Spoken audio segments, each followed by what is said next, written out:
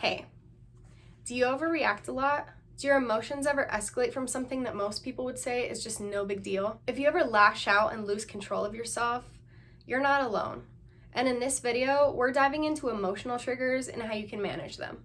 I used to overreact constantly. I felt angry and out of control all the time, and I really didn't want to be that way. I tried everything. I read a few self-help books, I went to therapy for a while, I even got my bachelor's degree in psychology to learn more about the human mind. For a long time, nothing was working, and I thought that there was something wrong with me or that I was a bad person. But the truth is that I just lacked self-awareness and I wasn't used to checking in with myself.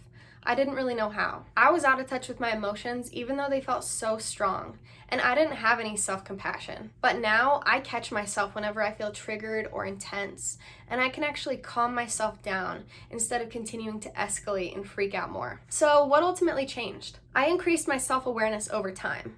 Here are 5 ways that you can strengthen your self-awareness. Number 1, practice mindfulness and meditation. I used to roll my eyes whenever I'd hear people say stuff like this, but after actually practicing and learning how to do this the right way, it brought me so much peace and really helped my mental health. So I'm going to explain just briefly how I do it. So in the morning, whenever I'm getting ready and taking a shower, I decide this is a good time to meditate and just find peace within myself.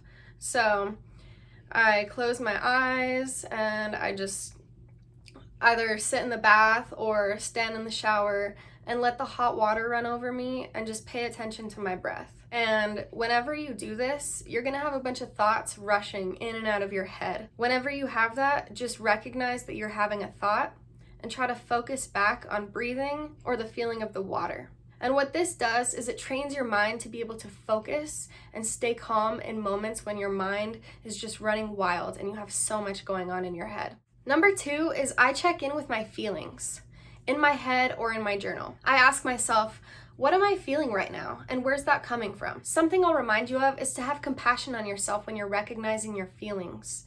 It's okay to feel whatever you're feeling. You're a human being. That's what we do. We feel things. Even if you think that it's not a huge deal, you're still allowed to feel whatever you feel. A lot of the times we feel really intense emotions because it reminds us of something that happened in the past. That's what a trigger is. It's triggering an emotional wound from the past. That's why you might overreact. So number 3 is I pay attention to my thoughts. I might say something to myself like, I'm having a really negative judgmental thought right now. And what that does is it helps me detach from the thought and separate from it so that I don't feel like I'm the thought. I feel like I'm the person observing the thoughts in my head. They're not me. They're just thoughts that are happening within me. The 4th way that I strengthened my self-awareness over time was learning to take deep breaths. So whenever you notice yourself triggered or feeling some intense emotion, I want you to stop and practice this breathing technique. And listen, I used to roll my eyes at this kind of stuff because I thought breathing, that's supposed to help me feel better, but it actually does. It changes the chemistry in your body. So instead of being in fight or flight, your body returns to rest and digest and calms down. So let me show you the breathing technique. It's the 4-4-6 method. So you inhale for 4, and when I say 4, count like this. 1, 2, 3, 4. That's the inhale that you're gonna take. Then pause for 4, and then exhale for 6. When you do this, you're forcing more oxygen into your blood that's getting into your brain. Deep breathing also helps you to regulate your emotions because it stimulates the vagus nerve.